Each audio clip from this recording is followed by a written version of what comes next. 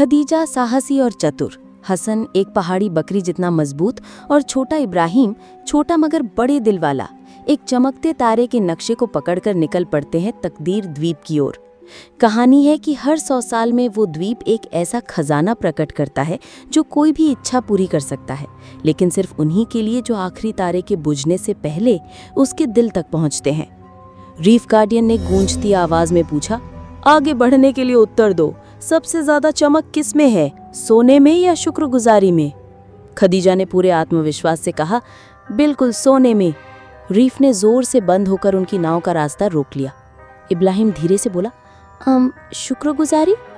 Crystal की घंटी जैसी आवाज के साथ रीफ खुल गया, रास्ता साफ हो गया, अब वो आगे बढ़े। तूफान की आत्मा हंसते हुए चिल्लाई, अपनी इच्छाओं का सौदा करो और सुरक्षित निकल जाओ, वरना मेरी चट्टानों पर टूट जाओगे। हसन ने तेज हवा में चिल्लाकर कहा, कभी नहीं, मेरी इच्छा है एक अंतहीन स्पोर्ट्स एरिना की। खदीजा ने कहा, और मेरी दुनिया की सबसे बड़ी लाइब्रेरी की। इब्राहिम ने अपना छोटा बकरी का खिलौना पकड़ते हुए कहा, मैं तो बस अपनी असली बकरी लूलू को वापस चाहता हूँ। हसन पूरी ताकत से नाव खेता है, खदीजा बिजली की लकीरों में जिगजैग रास्ता तय करती है और इब्राहिम लहरों को शांत करने के लिए एक हिचकिचाती लोरी गाता है। तेज हवा थमती है और हल्की बारिश शुरू हो जाती है। तूफान चमत्कारिक रूप से शांत हो जाता है, जैसे उस छोटे लड़के की अच्छाई को सलाम कर रहा हो। जंगल की गहरी बेलों में हर घमंड 10 गुना ज्यादा गूंजता है। हसन मुट्ठियां लहराते हुए कहता है, मैं सबसे मजबूत हूँ, मजबूत तम, मजबूत तम, मजबूत तम। बेलें उसके टखनों को लपेट लेती हैं। खदीजा को रीफ की पहेली याद आती है। खदीजा विनम्रता से कहती है, हम तो बस राह ढूंढने वाले मुसाफिर हैं। बेलें पीछे हट जाती हैं, वो फिर से आज़ाद हैं। ज्वालामुखी के दिल में बैठा है एक चांदनी से दमकता खजाना जो संभावनाओं से धड़क रहा है।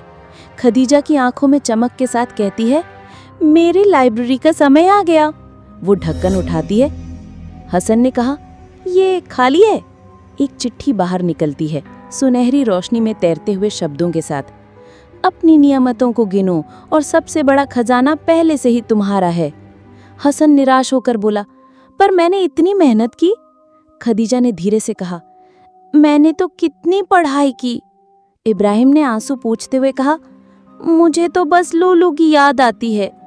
अंधेरे से बाहर निकलती है एक फूली फूली सफेद बकरी, लूलू। वो इब्राहिम से आकर सट जाती है। उसी पल एक सुनहरी रोशनी तीनों भाई बहनों को घेर लेती है और उनके दिमाग में कौंधने लगते हैं माँ बाबा की मुस्कानें, मिल बांट कर खाए गए खाने और छत पर बिताई गई तारे भरी रातें। खजाने के अंदर की दीवारें एक चमकते आईने में बदल जाती हैं जिसमें तीनों की हंसी झलकती है। इब्राहिम मुस्कुराते हुए कहता है, शायद यही इच्छा थी शुरुआत से। खदीजा ने आंखों में आंसू और मुस्कान के साथ कहा, अल्हम्दुलिल्लाह, हम तो पहले से ही अमीर थे। हसन ने हाथ उठाकर कहा, नियमतों में अमीर।